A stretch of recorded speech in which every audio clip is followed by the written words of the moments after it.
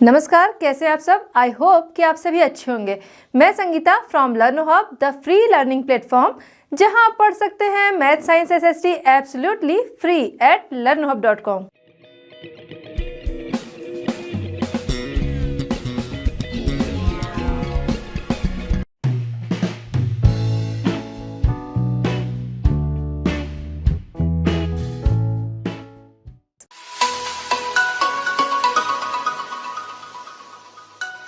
चलिए बच्चों, हमारा आज का चैप्टर स्टार्ट करते हैं। क्वेश्चन नंबर 1 है, why does a democratic country need a constitution. एक डेमोक्रेटिक कंट्री कॉन्स्टिट्यूशन क्यों चाहती है, ठीक है, या उसमें कॉन्स्टिट्यूशन की ज़रूरत क्यों होती है।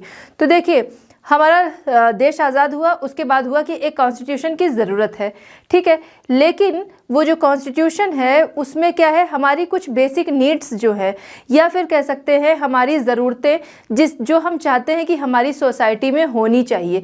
अब ये सारी चीज़ें क्या है, कोई किसी को अलग अलग जाके नहीं बता सकता है कि नहीं तुम्हें ऐसे रहने की ज़रूरत है, तुम्हें ऐसे की रहने की ज़रूरत है। वो सारी चीज़ एक कॉन्स्टिट्यूशन जो हमारा बना उसमें आ गई।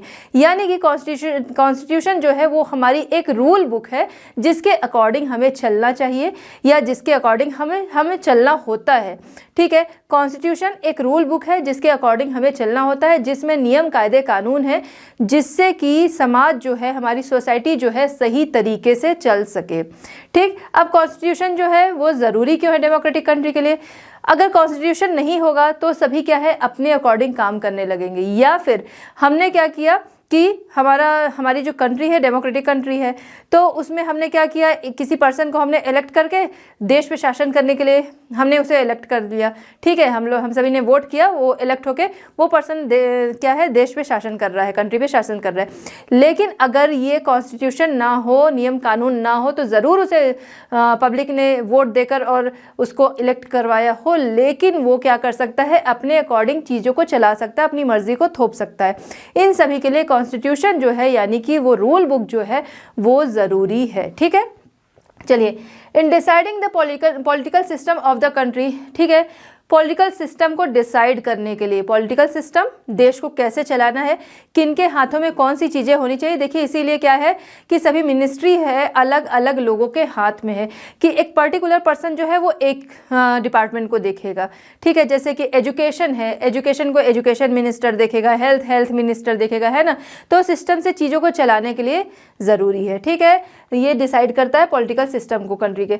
Leader should not misuse power. अब इलेक्ट होके जो जीत गया, अब वो सोचे कि अब मैं तो राजा बन गया, मैं जीत गया, अब मैं सब पे शासन कर सकता हूँ, नहीं। वो कॉन्स्टिट्यूशन बुक जो है, कॉन्स्टिट्यूशन यानी कि जो रूल बुक है, वो क्या करती है, लोगों को एक दायरे में रखती है कि उनकी जो पावर है उसका वो मिसयूज ना कर सके, और सबके अकॉर्डिंग उन्हें चलना होता है। Constitution lays down rules so that no powerful group can abuse power against another less powerful group, ठीक है। चलिए, तो कॉन्स्टिट्यूशन क्या करता है, जो बहुत पावरफुल है, जिसके हाथ में या तो पावर आ गई, या कोई पैसे से बहुत मजबूत है, इकोनॉमिक कंडीशन जिसकी बहुत अच्छी है, तो वो क्या सोचे कि जो गरीब है या फिर जो और लोग हैं, तो उन पे क्या करे, वो अत्याचार करे, अपने अकॉर्डिंग चीज़ों को करे। तो वो ऐसा नहीं कर सकता है, क्यों, क्योंकि वो कॉन्स्टिट्यूशन के दायरे में रह के काम करता है। अगर कॉन्स्टिट्यूशन नहीं होता तो लोग ऐसा काम कर सकते। तो इस चीज़ से रोकने के लिए कि जो पावरफुल है वो लेस पावरफुल को परेशान ना करे, या उस पर अपना दबाव ना बनाए, इसलिए कॉन्स्टिट्यूशन जरूरी है। Different groups can live peacefully with each other only because of the rule of the constitution, ठीक है। हमारे समाज में, हमारी सोसाइटी में हम देखते हैं कि डिफरेंट धर्मों को मानने वाले लोग होते हैं, डिफरेंट रीजन के लोग रहते हैं। लेकिन क्या है, आपस में लड़ाई भी हो सकती है, कोई अपने रिलीजन को अच्छा बता सकता है, लेकिन लोग शांति से रहते हैं, पीसफुली रहते हैं। क्यों, कॉन्स्टिट्यूशन की वजह से ही, क्योंकि कॉन्स्टिट्यूशन में जो फंडामेंटल राइट्स हमारे हैं कि उसके अकॉर्डिंग सभी रिलीजन जो हैं वो बराबर है, हर पर्सन बराबर है, इसलिए लोग जो है इन्हीं बातों को मानते हुए एक दूसरे के साथ पीसफुली रह सकते हैं। इसलिए कॉन्स्टिट्यूशन जो है शांति बनाए रखने के लिए भी ज़रूरी है। चलिए बच्चों, देखते हैं क्वेश्चन नंबर 2। क्वेश्चन नंबर 2 हमारा है, look at the wording of the 2 documents given below. The first column is from the 1990 Nepal constitution, the second column is from the more recent constitution of Nepal. आपके सामने नेपाल के 2 कॉन्स्टिट्यूशन दिए गए हैं, एक 1990 का है, दूसरा रिसेंट है 2015 का, ठीक है। अब इसमें क्या दिया गया है, इसमें एग्जीक्यूटिव पावर दिया है कि किसके हाथ में, ठीक है। आर्टिकल 35 के अकॉर्डिंग एग्जीक्यूटिव पावर 1990 की बात हो रही है, ठीक है। यहाँ पर the executive power of the kingdom of Nepal shall be vested in his majesty and the council of minister. यहाँ पर पावर राजा और काउंसिल ऑफ मिनिस्टर जो उसके हैं उनके हाथों में एग्जीक्यूटिव पावर आपको समझ में आ रहा होगा। फर्स्ट लेजिस्लेचर जो कि नियम कानून को बनाता है, ठीक है। सेकंड एग्जीक्यूटिव जो कि उसे एग्जीक्यूट करता है, ठीक है। एंड थर्ड होता है जुडिशरी कि अगर उस पर किसी को कॉन्फ्लिक्ट्स हैं तो उस पर आगे वो सुनवाई करता है, ठीक है। तो एग्जीक्यूटिव पावर की बात हो रही है कि यहाँ पर राजा और उनके काउंसिल ऑफ मिनिस्टर जो है उनके हाथ में पावर थी, ठीक है। तो यानी कि यहाँ पर पब्लिक का लेना देना नहीं था। 2015 का कॉन्स्टिट्यूशन अगर देखते हैं, ठीक है, तो यहाँ पर क्या है, executive power the executive power of Nepal shall pursuant to this constitution and law be vested in the council of minister. यहाँ पर जो एग्जीक्यूटिव पावर रही वो किसके हाथ में आ गई, यहाँ पर executive power council of minister जो कि पब्लिक के द्वारा चुने हुए थे उनके हाथों में आ गई, ठीक है। यानी कि यहाँ पर पब्लिक की भागीदारी है कि मतलब पब्लिक का पार्टिसिपेशन है, क्योंकि ये पब्लिक के द्वारा चुने हुए, पब्लिक के द्वारा इलेक्ट होकर और फिर पब्लिक के रिप्रेजेंटेटिव बनकर जाते हैं, वो क्या करते हैं, वो उनके हाथों में एग्जीक्यूटिव पावर। अच्छा, यहाँ पर वो क्या है, चीज़ों को एग्जीक्यूट कर सकते हैं, सिर्फ अपनी मनमर्जी से नहीं कर सकते। उनको क्या करना है constitution and law, pursuant to this constitution and law, ठीक है। कॉन्स्टिट्यूशन एंड लॉ का अनुसरण करते हुए, उसे फॉलो करते हुए ही वो चीज़ों को एग्जीक्यूट कर सकते हैं, ठीक। तो यहाँ पर ये चीज़ें हमने देख ली। आगे क्या है इसमें, what is the difference in who exercise executive power in the about two constitutions of Nepal, ठीक है। नेपाल के दो आपने कॉन्स्टिट्यूशन देख लिए, इन दोनों में डिफरेंस क्या रहा, एग्जीक्यूटिव पावर इन दोनों में जो आपने देखी उसमें डिफरेंस क्या रहा। डिफरेंस ये रहा कि यहाँ पर जो हमने अभी समझा, जो हमने इसमें पढ़ा वही डिफरेंस है, ठीक है। कि यहाँ पर देखते हैं 1990 का जो कॉन्स्टिट्यूशन था वहाँ पर जो राजा था और राजा के जो काउंसिल ऑफ मिनिस्टर्स थे, उसकी परिषद के मंत्री, उनके हाथों में एग्जीक्यूटिव पावर थी, पब्लिक का इससे लेना देना नहीं था, ठीक है। मतलब पब्लिक के ऊपर चीज़ें थोपी जा सकती थी बट पब्लिक का पार्टिसिपेशन नहीं था। यहाँ पर पब्लिक का पूरी तरह से पार्टिसिपेशन है, क्योंकि चीज़ें एक तो कॉन्स्टिट्यूशन एंड लॉ के अकॉर्डिंग होनी है, दूसरा ये कि काउंसिल ऑफ मिनिस्टर के हाथ में एग्जीक्यूटिव पावर है जो कि पब्लिक के द्वारा चुने हुए हैं, ठीक है। तो यहाँ पर पब्लिक की भागीदारी नहीं थी, इसलिए कॉन्स्टिट्यूशन को आगे चेंज किया गया। जाहिर सी बात है, जो चीज़ सही नहीं है आगे उसको बदला जाएगा, तो उस आगे लोगों की डिमांड पर, तो पब्लिक की डिमांड पर आगे उसे चेंज किया गया। एग्जीक्यूटिव पावर जो रही वो काउंसिल ऑफ मिनिस्टर के हाथों में आ गई, ठीक।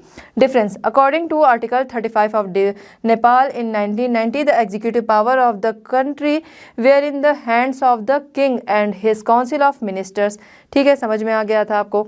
Where as in 2015 according to article 75 of Nepal the executive power of the country will be in the hands of the council of ministers according to the law of the constitution, ठीक है। Law constitution के according council of minister के हाथों में executive power यहाँ पर। तो difference आपको यहाँ पर समझ में आ गया होगा।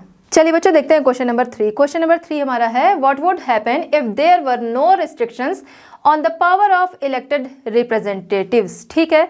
अगर इलेक्टेड रिप्रेजेंटेटिव्स जो है उनकी पावर पर कोई रिस्ट्रिक्शन ना हो तो क्या हो। तो देखिए, अगर किसी को भी पावर मिल जाए, आप अपने घर में ही देखिए, अपने भाई बहनों में किसी के पास इतनी पावर हो कि वो कुछ भी कर रहा है कि कोई मना नहीं कर रहा है, ठीक है। उसने अपने भाई को पीट दिया तो किसी ने उसको कुछ नहीं बोला, अब उसे लग रहा कोई कुछ नहीं बोल रहा है, ठीक है, उसके ऊपर कोई रिस्ट्रिक्शन नहीं है, तो वो क्या कर सकता है, दोबारा और ज़्यादा मार सकता है, घर की चीज़ों को तोड़ सकता है, खाने पीने की चीज़ फेंक सकता है। ये एक छोटे पैमाने पे लेवल पे हम लोग समझ रहे हैं। तो यहाँ पर जो इलेक्टेड रिप्रेजेंटेटिव है, इतने लोगों ने जिसे चुनकर भेजा है, अगर उसके ऊपर रिस्ट्रिक्शन नहीं होगा तो पावर तो बहुत मिल जाती है। तो क्या कर सकता है, उसका पूरी तरह से मिसयूज़ कर सकता है। जो लोग माइनॉरिटी में हैं उन पर किसी भी तरह का प्रेशर बना सकता है, अपने काम करवा सकता है। जैसे अगर आपने पहले कोई मूवी देखी होगी, मतलब पुरानी कोई मूवी देखी होगी, उसमें आपने देखा होगा कि जो मेजॉरिटी में लोग थे या इकोनॉमिकली जो स्ट्रांग होते थे वो माइनॉरिटी वालों से या फिर लेस स्ट्रांग वालों से क्या करते थे, अपने काम भी करा ले, उन्हें पैसे भी ना दें, ठीक है, अपने अकॉर्डिंग उनको रहने को कहते थे, सारी चीज़ें थी। तो क्या था, ज़बरदस्ती अपनी मनमानी, अपनी मर्जियाँ उनके ऊपर थोपते थे, उनकी लैंड वगैरह भी ले लेते थे ज़बरदस्ती, है ना। इस तरह आपने मूवी में देखा है, यही चीज़ यहाँ पर है। तो वो तो एक छोटा रूप है, लेकिन लेकिन यहाँ पर क्या है, रिप्रेजेंटेटिव जो कि इलेक्ट होकर जा रहा है, अगर उसके ऊपर रिस्ट्रिक्शन नहीं है तो वो क्या कर सकता है, माइनॉरिटी में जो लोग हैं उन पे दबाव डाल सकता है, ठीक है, अपने अकॉर्डिंग कर सकता है। माइनॉरिटी की जो ज़रूरतें हैं, उनकी जो डिमांड है, उनको पूरी तरह इग्नोर भी कर सकता है। Forcing arbitrary decision on the public के ऊपर ज़बरदस्ती अपना मनमानी डिसीजन जो है वो थोप सकता है, ठीक है, जिसको कि पब्लिक नहीं चाहती है लेकिन वो डिसीजन उसे मानने पड़ेंगे, ऐसे डिसीजन उनके ऊपर थोप सकता है। इसलिए रिस्ट्रिक्शन जो है वो बहुत ज़रूरी है, और रिस्ट्रिक्शंस कौन लगाता है, हमारा कॉन्स्टिट्यूशन, ठीक है। चलिए बच्चों देखते हैं क्वेश्चन नंबर 4। क्वेश्चन नंबर 4 हमारा है, in each of the following situations identify the minority, write one reason why you think it is important to respect the views of the minority in each of this situations, ठीक है। Question क्या कह रहा है, आपके सामने कुछ situations हैं तो होंगी, ठीक है, उसमें आपको क्या करना है, आइडेंटिफाई करना है कि माइनॉरिटी में कौन है। अब जो माइनॉरिटी में है उसकी रिस्पेक्ट करना क्यों इम्पॉर्टेंट है, ये साथ ही साथ उसका आपको रीज़न देना है, ठीक है। चलिए अब क्या करेंगे, फर्स्ट देखेंगे। फर्स्ट यानी कि ए है, in a school with 30 teachers 20 of them are male. एक स्कूल है जहाँ पर 30 टीचर्स हैं, उन 30 टीचर्स में से 20 जो हैं वो मेल हैं, यानी कि बचे 10 जो कि 20 से कम है वो आ गई फीमेल। ऑब्वियस है कि वो मेल है तो वो फीमेल है। तो अब यहाँ पर क्या है, माइनॉरिटी में कौन है, माइनॉरिटी में जो फीमेल टीचर्स हैं वो है, क्योंकि वो 10 हैं, ठीक है, उनके नंबर्स जो हैं वो कम हैं। उसके अलावा अब क्या है कि उन्हें रिस्पेक्ट देना क्यों ज़रूरी है, उन्हें रिस्पेक्ट देना या उनका सम्मान करना इसलिए ज़रूरी है क्योंकि दोनों ही क्या है, दोनों टीचर हैं, दोनों सेम काम कर रहे हैं। पहले तो मेल फीमेल में ही कोई अंतर नहीं होता, दूसरे दोनों जो मेल काम कर रहे हैं पढ़ाने का या टीचर हैं, वही काम फीमेल भी कर रहे हैं, दोनों बराबरी पे हैं, ठीक है। तो इसलिए इनका रिस्पेक्ट जो है वो ज़रूरी है जो मेजॉरिटी में है, ठीक है।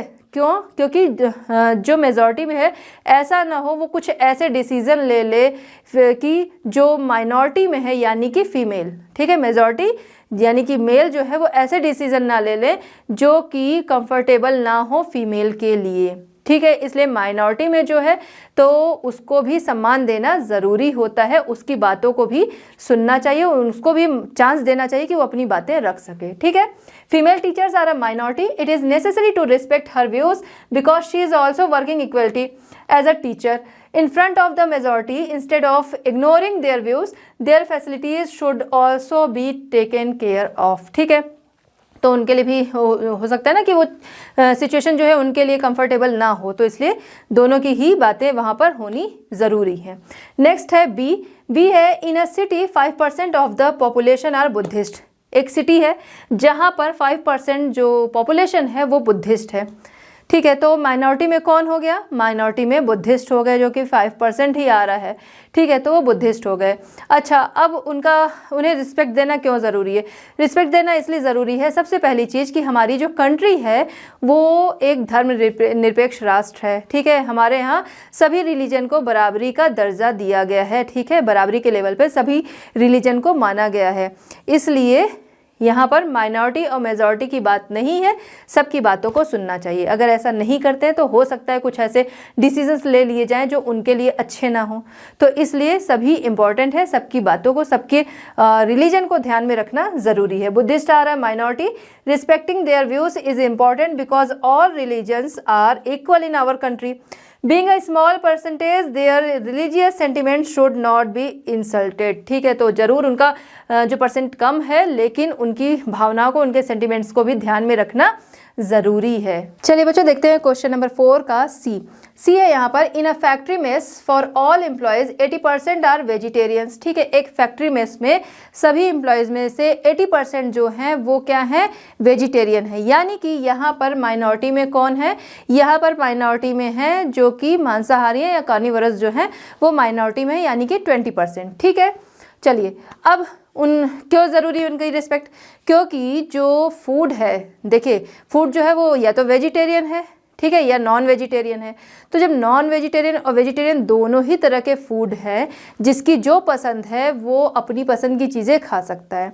अब ऐसा ज़रूरी क्यों है, ज़रूरी इसलिए है कि मेस में देखिए फैक्ट्री मेस में वेजिटेरियन और नॉन वेजिटेरियन दोनों तरह के लोग हैं, तो फूड जो है वो सभी के लिए ज़रूरी है। तो अगर वेजिटेरियन जो है 80% ज़रूर है मेजॉरिटी में, बट माइनॉरिटी जो है, माइनॉरिटी में जो है उन्हें भी अपना फूड जो है वो चाहिए ही, तो उनकी भी पसंद का ध्यान रखना होगा। ठीक है, carnivorous are in the minority, non vegetarian जो है वो माइनॉरिटी में है। It is necessary to respect their views as people can eat food of their choice, अपनी चॉइस से लोग खा सकते हैं। If there are 20% non vegetarians in the factory then they should also get food of their choice, तो अपनी choice का food वो पा सकते हैं या पाना उन्हें चाहिए। नेक्स्ट है डी। ठीक है, डी है in a class of 50 students 40 belongs to more well off families. ठीक है, एक क्लास है जहाँ पर 50 स्टूडेंट्स हैं, जिनमें से 40 स्टूडेंट्स जो हैं वो वेल ऑफ फैमिली से हैं, यानी कि एक संपन्न फैमिली से हैं। ठीक है, वेल ऑफ फैमिली से हैं। अब यानी कि माइनॉरिटी में कौन से हैं? माइनॉरिटी में 10% पुअर जो हैं वो हैं। ठीक है, अब उनका रिस्पेक्ट क्यों ज़रूरी है? रिस्पेक्ट इसलिए ज़रूरी है क्योंकि अमीर और गरीब सभी बराबर हैं। हमारा कॉन्स्टिट्यूशन कहता है कि सभी बराबर है, सभी को बराबरी का दर्जा है। ठीक है, ऐसा क्यों करना चाहिए? क्योंकि किसी के अंदर हमें नहीं पता कि क्वालिटी कौन सी है। क्वालिटी की बात है कि मतलब कोई भी क्वालिटी एक अमीर में भी हो सकती है, रिच में भी हो सकती है, और जो पुअर है उसमें भी हो सकती है।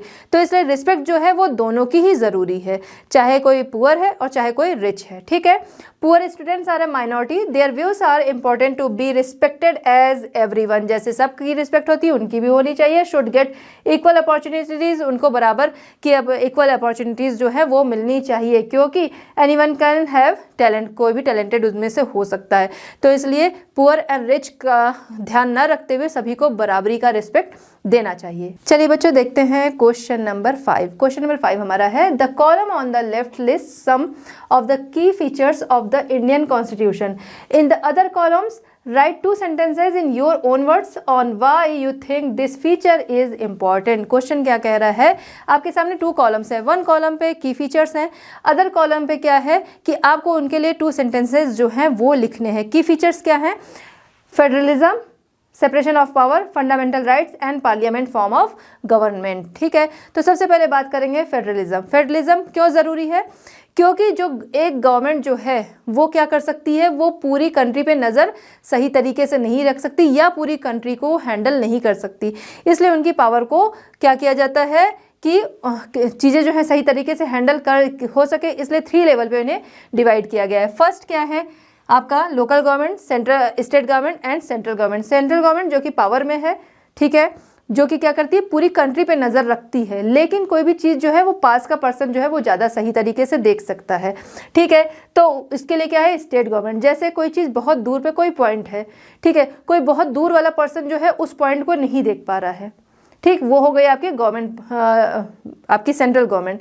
फिर उसके बाद थोड़ा कोई और पर्सन है जो उस पॉइंट के पास में है, उसे वो पॉइंट दिख रहा है मगर उतना क्लियर नहीं दिख रहा है, ठीक है, वो हो गई आपकी स्टेट गवर्नमेंट। अब कोई उस पॉइंट के बिल्कुल पास में है जो उसको बिल्कुल क्लियर देख सकता है कि ये पॉइंट कैसा है, इसमें कुछ प्रॉब्लम्स है, क्या है, तो वो हो गई आपकी लोकल गवर्नमेंट। तो कंट्री जो है वो सही तरीके से चल सके, इसलिए गवर्नमेंट की जो पावर है उसको 3 पार्ट में, 3 लेवल में उसको डिवाइड कर दिया गया है, लोकल, स्टेट एंड सेंट्रल। ठीक है, चलिए अब नेक्स्ट हम देखते हैं सेपरेशन ऑफ पावर।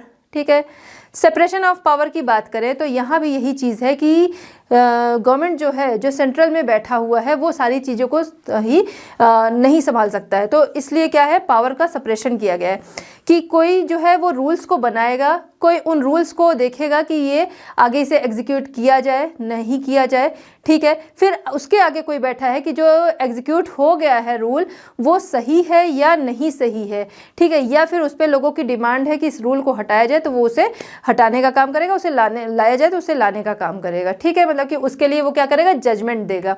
ठीक है, there are 3 parts of the government, legislature, executive and judiciary. Legislature क्या करता है, रूल्स को बनाता है, एग्जीक्यूटिव उस रूल को एग्जीक्यूट करता है, एंड जुडिशरी क्या करता है, अगर उस पर कोई आपत्ति आती है तो उस पर क्या करता है, वो सुनवाई करता है। ठीक है, ये हो गया judiciary. Prevent the government from abusing it's power, तो पावर की गवर्नमेंट की जो पावर है उसको उसका कह सकते हैं दुरुपयोग ना हो सके, उसके लिए ये बनाया गया है। फंडामेंटल राइट्स जो हैं वो सभी नागरिकों को दिए गए हैं, वरना अगर ये ना होते तो हो सकता है जो पावर में है वो अपने अकॉर्डिंग चीज़ों को चलाता। इसलिए फंडामेंटल राइट्स दिए गए हैं जिससे कि सभी जेंडर, सभी कास्ट, सभी रिलीजन, सभी रीजन, सभी को एक बराबर माना जाए, सभी को एक बराबर का दर्जा दिया गया है, जिससे कि कोई ज़बरदस्ती उन पे अपनी पावर जो है वो ना थोप सके। माइनॉरिटी मेजॉरिटी जो कभी कास्ट को लेके कभी इकोनॉमी को लेके आती है वो चीज़ें ना रहें। ठीक है, चलिए, the fundamental right is to protect all the citizens को प्रोटेक्ट करने के लिए of the country from arbitrary and autocratic rule of power. ठीक है, कोई अपना निरंकुश शासन, ऑटोक्रेटिक शासन जो है वो ना चला सके, इसलिए। नेक्स्ट है parliamentary form of government. Parliamentary form of government, हमारी जो गवर्नमेंट होती है वो क्या है, हम सभी के द्वारा इलेक्ट होकर बनती है। ठीक है, चलिए, जो पार्लियामेंट में जो लोग बैठते हैं, ठीक है, वो क्या होते हैं, वो हमारे रिप्रेजेंटेटिव होते हैं। हम सभी उन्हें इलेक्ट करते हैं। ठीक है, वोटिंग होती है, जिसे ज़्यादा वोट मिले वो इलेक्ट होकर जाता है हमारा रिप्रेजेंटेटिव होकर, कि वो हमारी बातों को वहाँ रख सके। इसलिए पार्लियामेंट्री फॉर्म ऑफ गवर्नमेंट जो है वो बहुत ही ज़रूरी है। In a democratic government all the citizens of the country have the right to elect their representative. तो कंट्री के सभी पर्सन को ये अधिकार है कि वो अपने रिप्रेजेंटेटिव को अपनी बातें पहुँचाने के लिए अपने रिप्रेजेंटेटिव को इलेक्ट करके पार्लियामेंट भेज सकें। चलिए बच्चों, देखते हैं क्वेश्चन नंबर 6। क्वेश्चन नंबर 6 हमारा है, write down the names of the Indian states which share borders with the following neighbouring Nations. ठीक है, तो आपको स्टेट्स के नाम लिखने हैं, इंडियन स्टेट्स के नाम। कौन से स्टेट्स जो कि कुछ नेबरिंग कंट्रीज दिया हुआ है उनके साथ बॉर्डर शेयर करते हैं। ठीक है, सबसे पहले आता है बांग्लादेश। ठीक, बांग्लादेश कहाँ है, ये आपका बांग्लादेश है। ठीक है, अब इनके बांग्लादेश के साथ जो हमारे स्टेट्स हैं बॉर्डर शेयर करते हैं, आपको उनका नाम बताना है। तो देखिए, ये बांग्लादेश है, वेस्ट बंगाल शेयर करता है बॉर्डर। ठीक है, ये देखिए, ये पूरा बांग्लादेश से ये सटा हुआ है। फिर यहाँ पर हम देख रहे हैं क्या, आसाम है जो कि इससे पूरा कनेक्टेड है, बॉर्डर शेयर कर रहा है। मेघालय वो बॉर्डर शेयर कर रहा है। फिर इधर है त्रिपुरा। ठीक है, तो ये इसके साथ बॉर्डर शेयर कर रहा है बांग्लादेश के साथ। ये आसाम का पूरा ये पोर्शन है। ठीक है, यानी कि वेस्ट बंगाल, आसाम, मेघालय एंड त्रिपुरा, ये चारों जो हमारे स्टेट हैं वो बांग्लादेश के साथ बॉर्डर शेयर करते हैं। वेस्ट बंगाल, आसाम, ठीक है, मेघालय, त्रिपुरा, ये चारों बॉर्डर शेयर करते हैं किसके साथ, बांग्लादेश। फिर नेक्स्ट हमारा है भूटान। ठीक है, भूटान के साथ देखते हैं कौन शेयर करता है। ठीक है, ये देखिए, ये भूटान है। अब यहाँ पर देखिए, इससे कनेक्टेड क्या है, सिक्किम है जो कि इसके साथ बॉर्डर शेयर करता है। सिक्किम के बाद हम देख रहे हैं ये वेस्ट बंगाल, ये पूरा आया हुआ है यहाँ। ठीक है, तो ये वेस्ट बंगाल जो है वो शेयर करता है। तीसरा आसाम है, वो शेयर करता है। और चौथा यानी कि फोर्थ अरुणाचल प्रदेश। ठीक है, तो यानी कि भूटान के साथ कौन कौन करता है, सिक्किम, वेस्ट बंगाल, अरुणाचल प्रदेश एंड आसाम, ये 4 स्टेट जो है वो बॉर्डर शेयर करते हैं किसके साथ, यहाँ पर भूटान के साथ। ठीक है, नेक्स्ट क्या है, नेपाल। नेपाल के साथ कौन कौन करता है, उसके करीब दिखेगा आपको उत्तराखंड। ठीक है, फिर उत्तर प्रदेश। ठीक है, ये नेपाल है, नेपाल के साथ बॉर्डर शेयर कर रहा है उत्तराखंड। ठीक है, उत्तर प्रदेश, बिहार, वेस्ट बंगाल एंड सिक्किम, ये पांचों स्टेट जो है वो नेपाल के साथ बॉर्डर शेयर करते हैं। ठीक, नेपाल के साथ उत्तराखंड, उत्तर प्रदेश, बिहार, वेस्ट बंगाल एंड सिक्किम, ये 5 इंडियन स्टेट्स हैं जो कि नेपाल के साथ बॉर्डर शेयर करते हैं। तो बच्चों, इस तरह हमारा ये चैप्टर होता है कंप्लीट। मिलते हैं next chapter and next solution के साथ at Learn Hub. Learn Hub free है पर बेस्ट है। हमारे साथ बने रहने के लिए थैंक यू।